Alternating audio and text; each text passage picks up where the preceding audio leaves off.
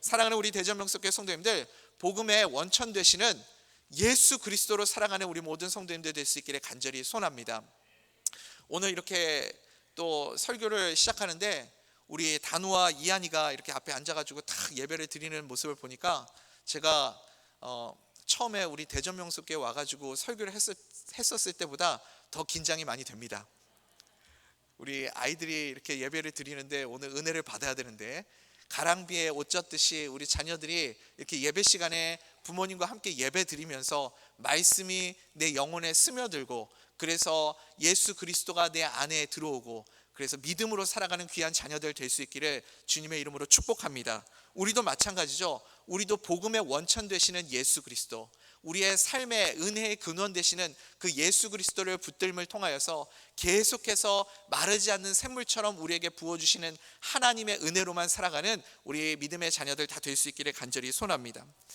갈라디아서 강의를 이제 시작합니다. 여러분, 복음의 핵심, 누군가가 저에게 목사님, 복음에 대해서 알고 싶습니다. 복음의 핵심, 복음의 정수를 잘 알 수 있는 성경책이 있습니까? 한 권 추천해 주십시오. 이렇게 묻는다면 뭐라고 대답할 수 있을까요?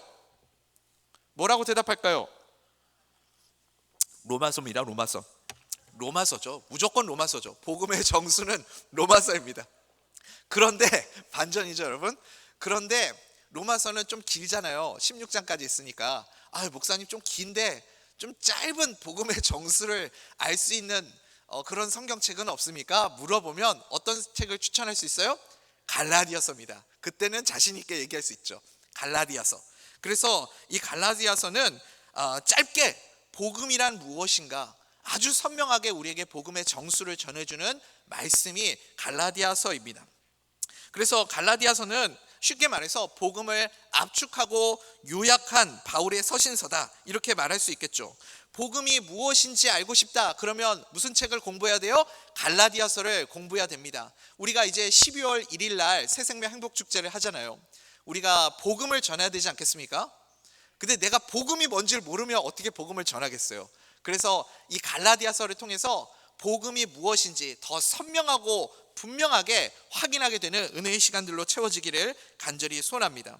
마틴 루터도 이 종교개혁을 일으킬 때 마틴 루터가 붙잡았던 말씀이, 물론 로마서가 가장 중요한 핵심 성경 말씀이었지만 시편과 갈라디아서, 로마서, 시편, 갈라디아서 이 세 권이 마틴 루터의 신학을 집대성하는 아주 중요한 책이지 않았습니까?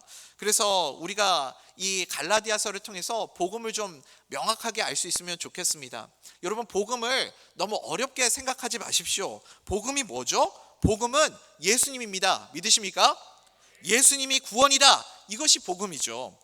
이제 우리가 갈라디아서를 통해서 함께 은혜를 나눌 텐데, 이 갈라디아 지방이 어디인가를 좀 알아야 되겠죠. 갈라디아 지방, 사도 바울이 1차 전도 여행을 떠날 때 이 전도했던 지역이 갈라디아 지방 아닙니까? 지금의 현재 이 튀르키예 지역에 있는 소아시아, 우리가 성경 속에서는 소아시아라고 말하는 그 지역에 있는 도시들을 갈라디아 지방이다, 총칭해서 우리가 그렇게 말하죠.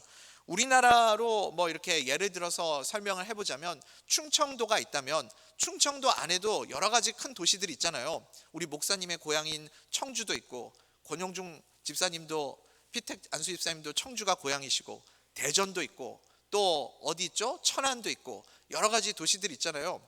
그런 도시들이 충청도라고 그렇게 말하는 것처럼 이 갈라디아 지방도 소아시아의 7개 도시들을 총칭해서 말하는 지명이 갈라디아 지방이었다. 그래서 우리가 성경에 나오는 비시디아나 안디옥이나 이고니온이나 루스드라, 더베, 이런 지역들을 이제 갈라디아 지방이다 말하는 거죠. 지금 현재를 치면 튀르키예의 수도 앙카라하고 또 코냐, 이런 중심 도시들이 포함된 지역을 총칭해서 우리가 갈라디아 지방이다, 그렇게 말을 합니다. 사도 바울이 1차 전도여행 떠났을 때 방문했던 곳이니까 사도 바울이 1차, 2차, 3차 전도여행을 떠나지 않았습니까? 그러니까 제일 먼저 전도를 했던 지역이니까 이제 지금 갈라디아서를 기록하고 있는 이 시점 즈음에는 시간이 좀 많이 지난 시점이겠죠. 그 사이에 이제 교회들마다 그때 당시에는 순회 전도자라는 사람들이 있어가지고 이 전도자들이 돌아다니면서 교회들마다 돌아다니면서 이 복음을 전했던 거죠. 근데 이상한 사람들도 그 중에 있었던 겁니다. 그래서 자꾸 이상한 사람들이 들어와가지고 복음을 변질시키는 거예요.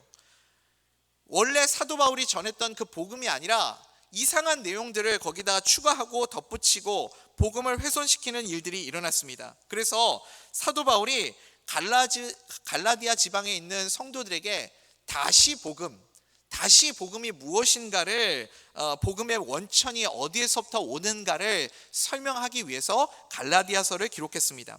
오늘은 우리 갈라디아서 첫 시간이고 또 서론 시간이고, 그래서 1절부터 5절에 사도 바울의 문안 인사만 우리가 함께 나누도록 하겠습니다. 복음의 원천이 누구인가? 복음은 누구에게서부터 비롯되었는가? 이게 오늘 우리 설교 제목 아닙니까? 우리에게 다시 복음의 원천이 누구에게서부터 시작되었는지를 사도 바울이 오늘 문안 인사에서 명확하게 가르쳐주고 있습니다. 복음의 원천은 누구에게서부터 시작됩니까? 하나님과 예수 그리스도에게서부터 시작됩니다. 그러니까 하나님과 예수 그리스도 말고 다른 데서 오는 거는 다 뭐예요? 가짜죠. 짝퉁이죠. 죄송합니다. 제가 좀 고상하지 않은 표현을 썼는데, 그래서 사도 바울은 가짜 이런 표현보다 조금 더 고상한 표현으로 뭐라고 사용했냐면 다른 복음이다 이런 표현을 사용했습니다. 예수님이 복음입니다. 예수님 그분 자체가 복음이세요. 더 정확하게는 이렇게 표현할 수 있죠. 예수를 믿어야 구원받는다. 여러분 믿으십니까? 예수님을 믿으면 구원받습니다. 여러분 이것보다 명쾌한 복음이 있습니까? 예수님이 구원되시기 때문에 예수님을 믿으면 무조건 구원받아요. 그 복음 증거를 위해서 특별히 이방인에게 그 복음을 증거하기 위해서 하나님께서 사도 바울을 이방인의 사도로 부르셔서 이 사명을 감당하게 하신 것 아닙니까? 그런데 여러분 마귀가 이제 계속해서 복음을 훼손시키고 복음의 본질을 오해하게 만들기 위해서 사용하는 방법이 무엇이냐면, 메시지는 너무 명쾌하잖아요. 복음이란 무엇인가? 예수 그리스도다. 예수 그리스도를 믿으면 구원받는다. 복음은 뭐 더 이상 군더더기가 없거든요. 너무 명쾌하니까 복음 자체를 건들 수가 없는 거죠. 그러면 누구를 공격하는 거예요? 메시지를 전하는 메신저를 공격을 하는 겁니다. 복음을 전하는 전달자를 지금 사도 바울이 공격하는 거예요. 그래서 이 복음의 진정성을 훼손시키기 위해서 사도 바울이 가짜다, 사도 바울은 사도가 아니다, 이렇게 공격을 하게 만드는 거죠. 여러분 늘 그렇습니다. 논리에서 밀리게 될 때 사용하는 방법 중에 하나가 무엇이냐면 그 말을 하는 사람을 공격하는 거예요.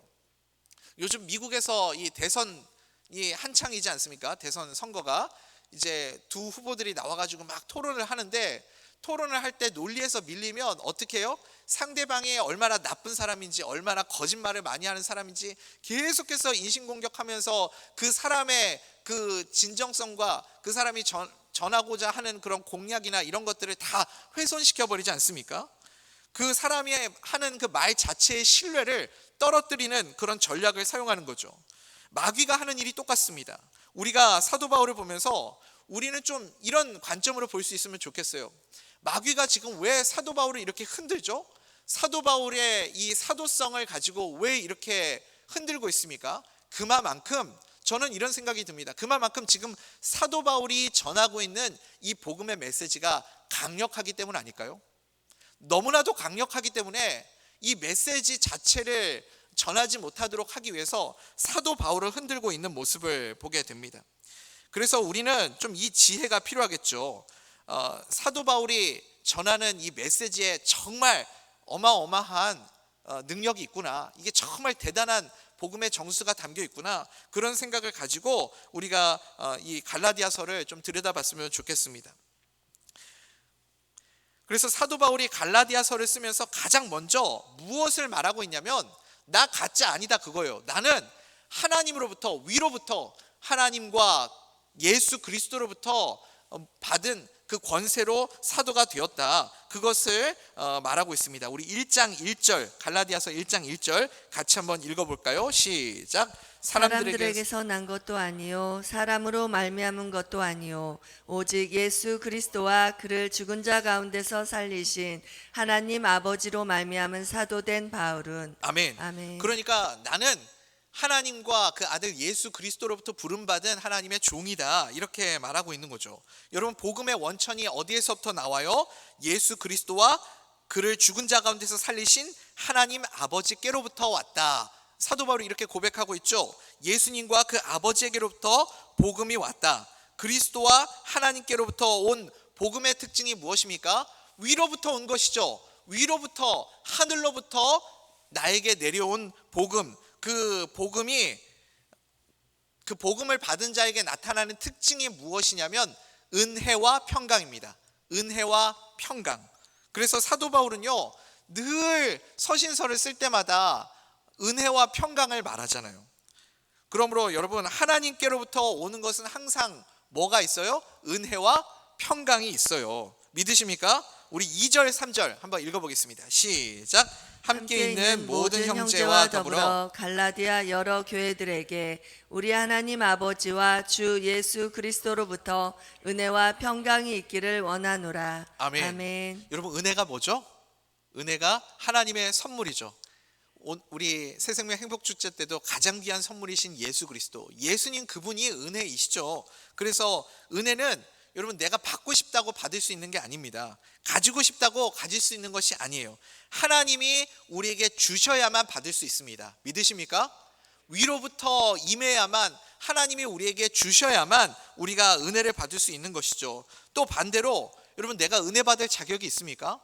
은혜 받을 자격이 있다라고 말할 수 있는 사람 있습니까? 아무도 없죠. 그래서 은혜는 무엇이냐면 자격 없는 자에게 주어지는 것, 자격 없는 자에게 주어지는 것이 은혜다. 그리고 은혜는 무엇이냐면 하나님이 나에게 주시는 선물이기도 하고 상이기도 하죠. 그러니까 우리는 은혜보다 무엇을 좋아하냐면 공로를 좋아하거든요. 내 자격, 공로. 그런데 아무 자격 없는, 공로 없는 죄인 중에 괴수와 같은 나에게 주어지는 것이 은혜다. 그래서 여러분, 아무 대가 없이 나에게 주시는 것이 은혜입니다. 정리해보면 은혜는 세 가지죠. 위로부터 임하는 것, 자격 없는 자에게 임하는 것, 그리고 값없이 주어지는 것이 은혜다. 이것이 우리에게 주신 은혜입니다. 우리가 그 은혜로 구원을 받았습니다. 그래서 우리는 은혜 없으면 아무것도 아니죠. 그런데 사실 우리는 말로는 은혜 하면서 은혜보다 무엇을 더 선호하냐면 나의 열심과 나의 노력으로 얻게 되는 그런 보상이나 공로, 이런 것들을 더 좋아합니다. 그래야 보람이 있고 그래야 성취감이 있기 때문에 그렇습니다. 내가 무언가를 이루었고 내가 다른 사람보다 더 열심히, 더 최선을 다하고 더 다른 사람들보다 많은 것을 투자해서 다른 사람들보다 내가 더 우월한 위치에 있고 싶어 하는 것, 그게 우리의 본성이잖아요. 은혜는 그게 아니잖아요. 모든 사람에게 하나님이 값없이, 조건 없이, 자격 없는 자에게 위로부터 전적인 하나님의 주권으로 주어지는 것이 은혜인데, 그러면 내가 다른 사람들보다 우월해지고 다른 사람들보다 더 뛰어나지고 그런 것을 사람들 앞에서 드러낼 수가 없잖아요. 그래서 우리는요, 말로는 은혜를 좋아하지만 공로를 더 좋아해요. 여러분, 포도원 품꾼이 그 마태복음 20장에 포도원 품꾼의 비유가 나오지 않습니까? 거기에도 아침에 온 9시에 온 일꾼들, 12시에 들어온 불려간 사람들, 3시에 불려간 사람들, 그렇게 각자에게 품삯을 주지 않습니까? 자격 없는 자들 불러다가 일 시켜주고 감당할 수 없는 돈을 주면 우리가 할 수 있는 게 뭐죠? 감사밖에 없죠. 감사밖에 할 게 없는 것인데, 거기에서 자꾸 우리는 다른 사람들을 쳐다본다고요. 저 사람보다 내가 훨씬 많이 일했는데, 내가 저 사람보다 훨씬 더 많이 노력했는데, 내가 저 사람보다 훨씬 더 땀을 많이 흘리고 열정을 다해서 일을 했는데, 이렇게 우리는 나도 모르게 공로를 나타내고 내가 무언가를 다른 사람들보다 더 열심히 해서 우월감을 갖기를 원합니다. 그게 공로주의고 율법주의인 것이죠. 값없이 받는 것을 싫어합니다. 값없이 주어지는 은혜, 값없이 주어지는 구원, 이런 것들이 말이 안 된다고 생각하거든요. 그래서 이제 이 가짜 다른 복음을 전하는 사람들이 교회 안에 들어와서 갈라디아 교회에 들어와 가지고 계속해서 그것을 말하는 겁니다. 사도 바울은 은혜로만 구원을 받는다, 예수 그리스도가 구원의 유일한 길이다, 그렇게 전했는데 이제 들어와 가지고 그것만으로는 구원에 이를 수 없다. 너희들 정말 구원받은 거 맞아? 그것만으로는 구원에 이를 수가 없어. 물론 예수님이 필요하고 은혜도 있어야 되지만 은혜 플러스 너희들의 노력이 있어야지. 할례도 받아야지. 무언가 너희들이 하나님 앞에 인정받을 만한 것들을 해야지. 그래서 모든 사람들이 자타가 공인할 수 있는, 저 사람은 누가 봐도 구원받은 사람이야, 내가 스스로 생각해도 그래, 내가 이 정도 헌신하고 이 정도 하나님 앞에 열정을 드리고 이 정도 내가 시간을 투자하였으면 나도 이제 구원받을 자격 있지, 이렇게 인정받을 수 있는 사람, 나 스스로도 구원받을 자격이 주어질 만하다, 그렇게 성과가 있어야 그래야 구원이 나에게 주어진다, 이렇게 자꾸 이상한 복음들을 전하기 시작하게 된 겁니다. 그런데 사도 바울은 무엇을 말하고 있어요? 은혜를 말하고 있습니다. 은혜, 오직 은혜로만 구원을 받는다. 은혜가 아니면 아무것도 아니라는 거죠. 여러분, 그래서요, 우리는 은혜 안에 머물며 살아가는 자들이 되기를 간절히 소원합니다. 은혜 안에 머물며 살아가는 자는 은혜가 보여요. 믿으십니까? 우리 김은혜 집사님하고 같이 사시는 정상민 집사님만 은혜가 보이는 것이 아니라 우리가 은혜 안에 머물러 있으면 내 눈에 은혜가 늘 보이게 되는 거죠. 사도행전 11장에 보면 바나바가 수리아의 안디옥 교회를 방문합니다. 그때가 어떤 상황이었냐면 우리가 잘 아는 대로 스데반 집사님이 순교당하고, 그래서 이 전체적인 분위기가 굉장히 뒤숭숭할 때 그런 분위기였습니다. 그때 바나바가 안디옥 교회를 방문했다가 너무 기쁨이 넘치는 겁니다. 왜 그랬을까요? 왜 그런 기쁨이 넘쳐났을까요? 바나바가 무엇을 보고 그렇게 기뻐했을까요? 그들이 어떤 착한 일들을 행했기 때문에 그럴까요? 어떤 예수 믿는 사람들로서 대단한 어떤 업적을 쌓았기 때문에 바나바가 기뻐했을까요? 많은 사람들에게 유익을 끼치는 공로가 있었을까요? 뭘 보고 바나바가 기뻐했을까요? 우리 사도행전 11장 23절 한번 읽어보겠습니다. 시작. 그가 이르러 하나님의 은혜를 보고 기뻐하여 모든 사람에게 굳건한 마음으로 주와 함께 머물러 있으라 권하니. 아멘. 아멘. 뭘 봤어요?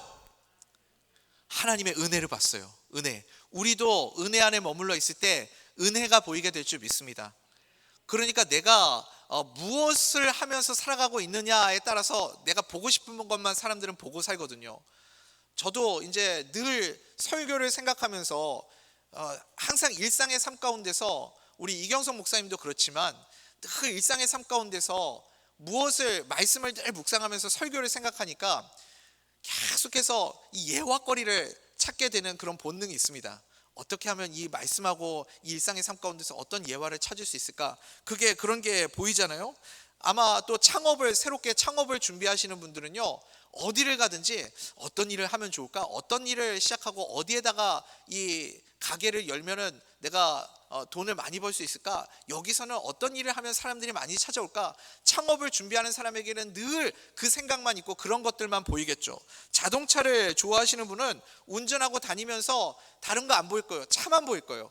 저 사람이 타고 다니는 차는 몇 년도 몇 년씩에 어떤 엔진을 사용하고 뭐 이런 게 머릿속에 막 있겠죠.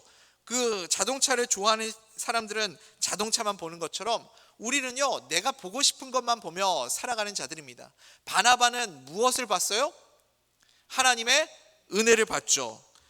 은혜가 충만하게 그의 안에 있었기 때문에, 은혜 안에 머물며 살아가고 있었기 때문에 하나님의 은혜를 보고 기뻐했습니다. 사랑하는 우리 대전명석회 성도님들, 우리도 이 은혜가 우리 가운데 풍성하게 채워지게 되기를 간절히 소원합니다. 사람들을 바라볼 때에도, 우리 교회 안에 있을 때에도, 그리고 나의 일상의 삶 가운데서 만나는 모든 사람들 가운데서도 우리가 무엇을 볼 수 있어야 돼요? 하나님의 은혜를 볼 수 있기를 간절히 소원합니다. 은혜가 있다는 것은 어떤 의미냐면, 지금도 위로부터 하나님께서 나에게 힘을 내려주고 계시는구나, 위로부터 임하는 하나님의 능력이 있구나, 이것을 우리가 늘 생각하며 살아가는 겁니다. 우리는 아무 자격도 없는 죄인들인데 하나님의 은혜 때문에 우리가 여기까지 올 수 있었던 것 아니겠습니까? 자격 없는 우리가 지금도 값없이 그 은혜들을 누리고 있구나, 그것을 볼 수 있게 되기를 소원합니다. 그래서 우리는요, 아무 공로가 없습니다. 자격이 없어요. 그저 받은 은혜가 너무 커서 마땅히 해야 할 일을 해야 할 뿐인 거죠. 우리가 섬기는 것도, 헌신하는 것도, 충성하는 것도, 복음을 전하는 것도 나의 공로가 아니라 받은 은혜가 너무 크기에, 그래서 마땅히 해야 할 일이다 감사하며 우리가 섬기고 또 헌신할 수 있게 되기를 소원합니다. 은혜를 붙들면 그 다음에 뭐가 우리에게 찾아오죠? 평화, 평강이 임하게 됩니다. 평강은 지난번에 에베소서 강의할 때도 함께 나누었죠. 샬롬이 뭐라고 그랬죠? 원래의 제 기능을 다하다. 원래 그 기능들을 다하게 하는 것, 그것이 샬롬입니다. 그래서 모든 것이 원래의 기능을 잘 발휘해서 순조롭게 만드는 것, 그게 평강이죠. 평강이 임하면요, 여러분 조용합니다. 저는 이제 그 자동차나 뭐 이런 분야에 대해서는 전혀 모르는데 어떤 분이 저한테 그런 조언을 해주시더라고요. 제가 차에 대해서 너무 모르니까, 목사님 운전하고 다니시다가 평상시랑 자동차의 소리가 좀 다르다, 조금이라도 다른 이상한 소음이 들린다, 그러면 무조건 차에 문제가 생긴 겁니다. 그러니까 정비소에 가십시오. 내가 평상시에 못 듣던 이상한 소리가 들리는데 그걸 무시하지 마시고, 이상한 소음이 들리기 시작한 것은 차에 반드시 어떤 문제가 생겼다는 것이기 때문에 정비소에 가십시오. 그런 조언을 들었던 기억이 있습니다. 그러니까요, 자동차가 원래 그 만들어졌던 그 기능을 잘 할 때는 어때요? 조용하죠. 모든 것이 잘 돌아갈 때는 조용하고 소음이 없습니다. 소음이 있다는 것은 어떤 문제가 지금 생겼다라는 뜻이거든요. 그러니 샬롬, 평강이 우리 가운데 임하면요, 모든 것이 조용해집니다. 여러분, 샬롬은 어디에서부터 임하는 거라고요? 위로부터 임하는 거라고요. 하늘로부터 우리에게 선물처럼 주어지는 것이 샬롬입니다. 그래서 예수 그리스도가 구원 되시는 복음이 우리 가운데 있을 때 순서가 있어요. 복음이 먼저입니다. 아버지와 예수 그리스도와 그를 죽은 자 가운데서 살리신 하나님 아버지로부터 우리에게 복음이 주어지게 될 때 위로부터 임하는 은혜가 있고, 그 은혜가 우리 가운데 풍성하게 채워질 때 뭐가 임한다고요? 평강이 임하게 됩니다. 그래서 평강이 임하면 우리의 삶의 모든 기능들이 다 살아나게 되는 거죠. 그리고 모든 기능들이 살아나게 될 때 우리는 우리의 삶을 통해, 우리의 모임을 통해, 우리의 예배를 통해 어떤 삶을 살아가요? 하나님께 영광을 돌려드리게 되는 거죠. 여러분, 영광은 나에게서부터 나오는 것이 아닙니다. 영광도 하나님이 우리에게 주시는 거예요. 그러니까 이제 좀 정리를 해볼까요? 예수 그리스도와 그를 죽은 자 가운데서 살리신 하나님 아버지로부터 복음이 우리에게 임하면 우리 가운데 위로부터 선물로 주어지는 은혜와 평강이 있습니다. 이것이 다 위로부터 우리에게 주어진 것이기 때문에 우리가 받은 복음과 은혜와 평강을 다시 누구에게 돌려드려요? 하나님께 돌려드리는 것, 이것이 하나님께 영광을 돌린다라고 표현을 하는 거죠. 하나님께 우리가, 내 것이 처음부터 뭐가 있어요? 내가 받은 게 뭐가 있습니까? 다 하나님으로부터 임한 것 아닙니까? 위로부터 임한 것이 다 위로부터 임한 것들이죠. 그래서 우리가 하나님께 위로부터 받은 모든 것들을 하나님께 돌려드리는 겁니다. 그게 하나님께 영광을 돌려드린다라는 거죠. 우리 4절 5절 말씀 한번 읽어보겠습니다. 시작. 그리스도께서 하나님 곧 우리 아버지의 뜻을 따라 이 악한 세대에서 우리를 건지시려고 우리 죄를 대속하기 위하여 자기 몸을 주셨으니 영광이 그에게 세세토록 있을지어다. 아멘. 그래서 여러분, 우리는 복음으로 인해 먼저는 하나님의 은혜와 평강을 공급받아야 됩니다. 은혜와 평강이 우리 가운데 가득하게 채워지게 될 때 우리는 하나님께 영광 올려드리는 삶을 살아가게 될 줄 믿습니다. 복음이 임하면 은혜가 있고 평강이 있고 하나님께 영광을 올려드리게 되는 삶을 살게 되더라. 이게 오늘 사도 바울의 인사말입니다. 너무 명쾌하지 않습니까? 우리도 이 인사말을, 이런 멋진 인사말을 모두에게 날마다 나눌 수 있는 믿음의 백성들 될 수 있기를 간절히 소원합니다. 위로부터 임하는 복음으로 은혜와 평강이 임하는 그런 삶을 살아가는 우리 대전명석의 성도님들 되시기를 간절히 소원합니다. 은혜가 뭐라고 그랬죠? 자격 없는 자에게 아무 조건 없이 우리에게 위로부터 임하는 것이 바로 은혜다. 위로부터 자격 없는 자에게 조건 없이 임하는 것이 은혜다. 그리고 그 은혜가 우리 가운데 풍성하게 될 때 우리 삶 가운데 평강이 임하게 되고요, 평화가 우리 가운데 있으면요 조용합니다. 모든 것들이 순탄하고요, 모든 것들이 원래의 기능들이 잘 살아나서 조용하지만 우리가 모든 기능들을 원활하게 잘 돌아가는 그런 은혜가 우리 가운데 임하게 되기를 간절히 소원합니다. 우리 대전명석교회가 그래서 이 복음으로 은혜와 평강이 넘치는 교회 되기를 간절히 소원합니다. 그러면 어떻게 해야 돼요? 위로부터 주어진 것이니까 다시 돌려드려야 되겠죠. 그래서 하나님께 날마다 영광 올려드리는 믿음의 삶을 살아가는 우리 모든 대전명석교회 성도님들 되시기를 간절히 소원합니다. 어느 곳에 가든지 주님께서 나의 영의 눈을 활짝 열어주셔서 사도 바울처럼 바나바처럼 무엇을 보면서 살아야 돼요? 은혜를 보고 평강을 보고 나에게 주어지는 그 하나님의 은혜와 평강으로 인하여서 날마다 주님께 영광 올려드리는 삶 살아가는 대전명석교회 성도님들 다 될 수 있기를 간절히 소원합니다.